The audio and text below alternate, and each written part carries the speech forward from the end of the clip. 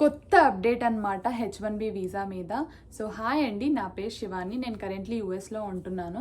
నేను నా మాస్టర్స్ చేయడానికి యూఎస్ వచ్చాను. సో ఈ వీడియో వచ్చేసి H1B మీద ఒక అప్డేట్ వచ్చింది. ఒక కొత్త FAQ రిలీజ్ చేశారు ఇక్కడ గవర్నమెంట్. సో అది చెప్దాము అని చెప్పి, అండ్ దాంతోపాటు మీరు ఒక మోటివేషన్ అనుకుంటారో లేకపోతే ఇంకేదైనా అనుకుంటారో మీ ఇష్టం.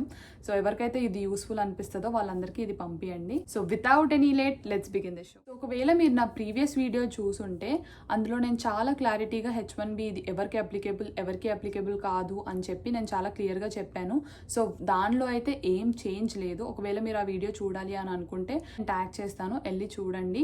సో ఆ వీడియోలో నేను ఒక క్వశ్చనింగ్ స్టేట్మెంట్ పాస్ చేశాను అనమాట. అంటే ఈ రూల్ అనేది F1 అంటే కరెంట్ విత్ ఇన్ యూఎస్లో ఉన్న F1 స్టూడెంట్కి కానీ OPT స్టూడెంట్స్కి కానీ కొత్తగా వాళ్ళు H1B పిటిషన్ వేస్తే అప్లికేబులా కాదా, ఇది ఇంకా క్లారిటీ లేదు అని చెప్పి నేను చెప్పాను అనమాట ఆ వీడియోలో.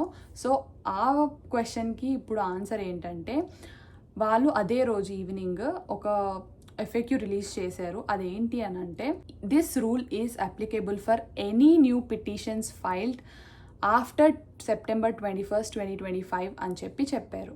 అంటే వాళ్ళు అవుట్ సైడ్ ఆఫ్ ది కంట్రీయా విత్ ఇన్ ద కంట్రీయా అని చెప్పి వాళ్ళు అసలు ఏం చెప్పలేదు. They just told all new petitions filed. అంటే మేము ఇక్కడ నుంచి ఫైల్ చేసినా కూడా అది న్యూ పిటిషన్ కిందే కదా కౌంట్ అయ్యేది. సో ఇండైరెక్ట్గానో డైరెక్ట్గానో దే ఆర్ సేయింగ్ దాట్ ఈ rule within the country ఉన్న వాళ్ళకు కూడా అప్లికేబుల్ అవుతుంది అని చెప్తున్నారు.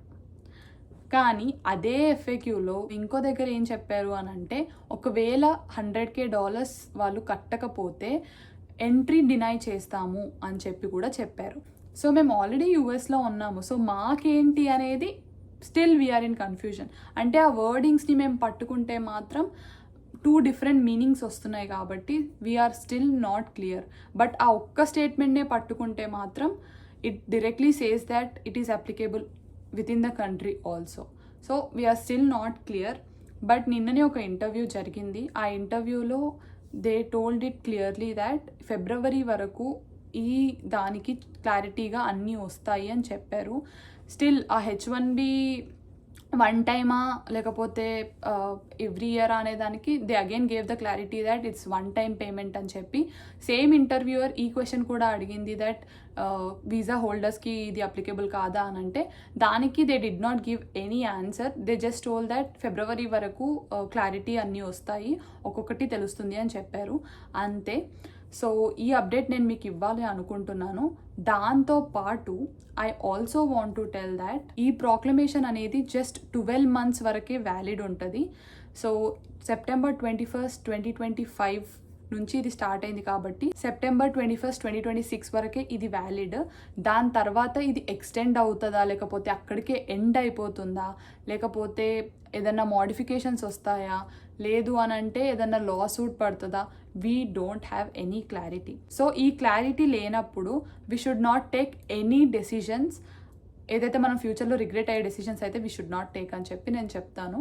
అండ్ ఎవరికైతే అదే మైండ్లో తిరుగుతుందో నేను చెప్తున్నాను, కామ్ డౌన్. ఎవరైతే నాలాగా 2nd or 3rd సెమిస్టర్లో ఉన్నారో మీరైతే చిల్ అయిపోండి, మీరు వెయిట్ చేయండి. ఎందుకంటే we already have 1 more year.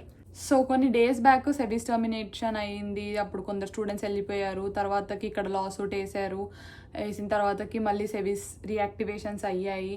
So మనం ఆ టైం గ్యాప్ ఇచ్చాం కాబట్టే అక్కడ ఏదో ఒక డెసిషన్ మళ్ళీ రివర్స్ బ్యాక్ రావడానికి ఏదో ఒకటి ఉండింది. సో అప్పుడు ఇండియా వెళ్ళిపోయిన వాళ్ళు చాలామంది రిగ్రెట్ అయ్యారు దాట్ ఎందుకు వచ్చేసాము, కొన్ని డేస్ వెయిట్ చేయాల్సింది అని చెప్పి. సో అలాంటి క్విక్ డెసిషన్స్ మాత్రం ఎవ్వరూ తీసుకోకండి. అండ్ పేరెంట్స్ ఎవరైతే ఇది చూస్తున్నారో నేను చెప్తున్నాను, ఈ టైంలో పేరెంట్స్ ఆర్ మోస్ట్ నీడెడ్ అనమాట. అంటే ఏదో ఒకటి అనకుండా జస్ట్ సపోర్ట్ యువర్ కిడ్స్. ఇంత చేసిన వాళ్ళు they will figure out some or the other thing from this one as well. So be supportive. And ఇక్కడ ఉన్న వాళ్ళు కూడా don't take any quick decisions. Let's just give some time. ఇది settle అవుతుంది, I'm definitely sure. ఒకవేళ అవ్వకపోయినా కూడా we will definitely figure it out in some way. మనము ఇల్లు దాటి దేశం దాటి వేరే దేశానికి వచ్చాము. సో ఇంత ఫిగర్ అవుట్ చేసుకున్నప్పుడు ఈ విషయంలో కూడా we will figure out something అనమాట. నా కొత్త అప్డేట్ వచ్చినా కూడా నేను డెఫినెట్గా అప్డేట్ చేస్తాను. అండ్ ఈ మొత్తం హోల్ ప్రాసెస్లో యు ఆర్ నాట్ అలోన్. చాలామంది ఉన్నారు. ఆ చాలా మందిలో నేను కూడా ఉన్నాను. సో డెఫినెట్గా don't panic and don't take quick decisions. Parents కూడా అంతే చెప్తాను. Support your children, be with them, and అంతే. That's all for this video. I hope you like this video. Like చేయండి, షేర్ చేయండి, సబ్స్క్రైబ్ కూడా చేయండి. Thank you for watching. Bye bye.